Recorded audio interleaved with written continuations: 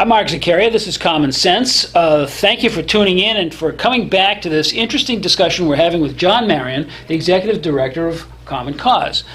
We have talked a little bit about the upcoming referendum on ethics, talk about some of the things you will mean to do in the next legislative session. There's one other issue I'd like to bring up now. It's sort of bridges between these two, and that is the line item veto. I assume that the line item veto is something that Common Cause is greatly in favor of. Yeah, so my board voted, I think 2 years ago, to support the effort to give the governor the line item veto, and we've testified in favor of it in the last legislative session.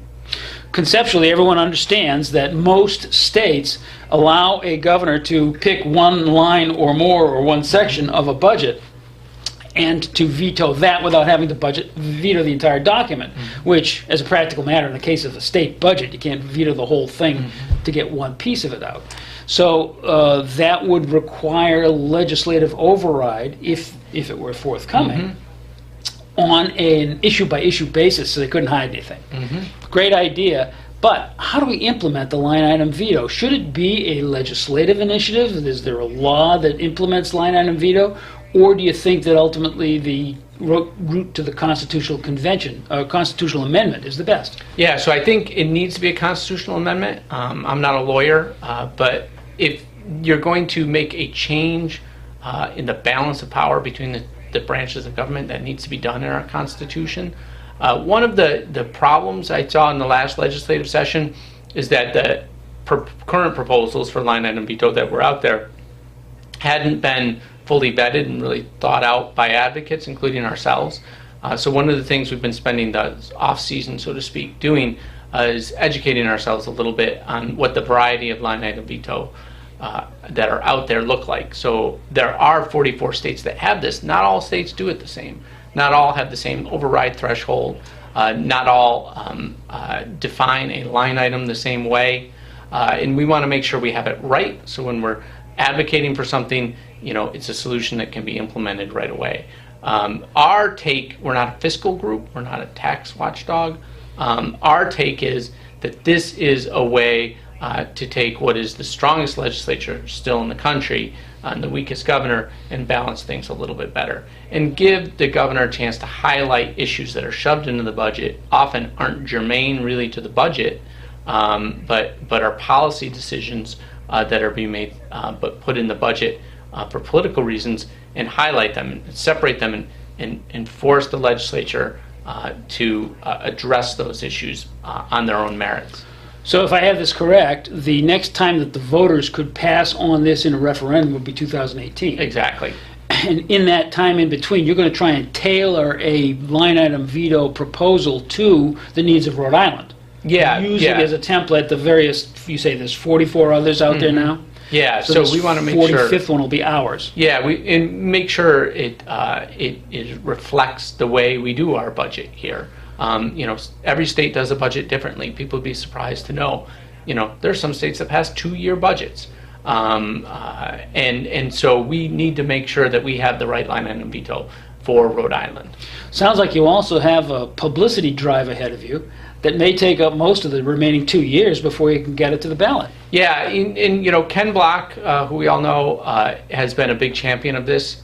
He's been, I'd say, in the lead on the publicity end, and is very good at generating that publicity. So we're working with him on some of the details because we like to be the policy group, make sure we have that right. And he'll probably be the lead on the publicity.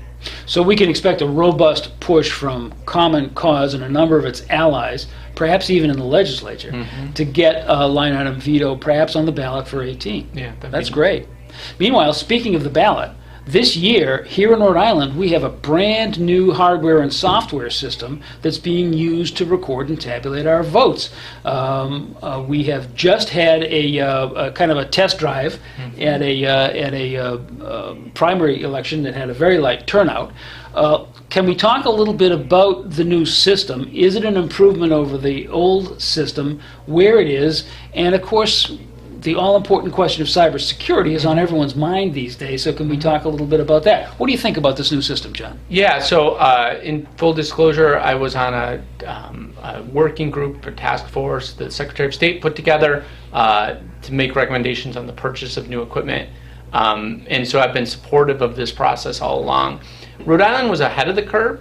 So in 1996, we purchased new voting machines. We went from the Shoop lever machines, mechanical machines, to electronic ballot scanners. We were ahead of the curve. But after the 2000 election, a lot of money was pumped into voting equipment by the federal government. And so the life cycle of these machines sped up really quickly.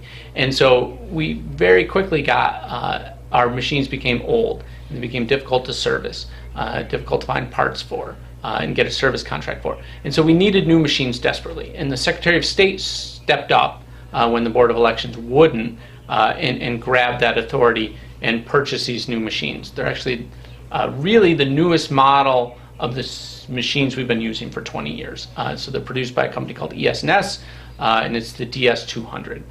So it works roughly the same way, right? You're still voting on paper, which is something we want, because if all else goes wrong electronically, you want a paper record. That is the greatest lesson we know.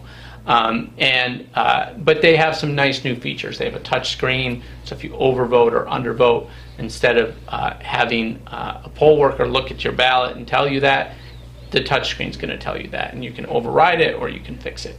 And so it has some nice new features. One of the features, though, is that it transmits the results wirelessly to the Board of Elections at the end of the evening. And that is the one area where there would be a little bit of concern with the cybersecurity, because that is a point of entry into the system from the internet.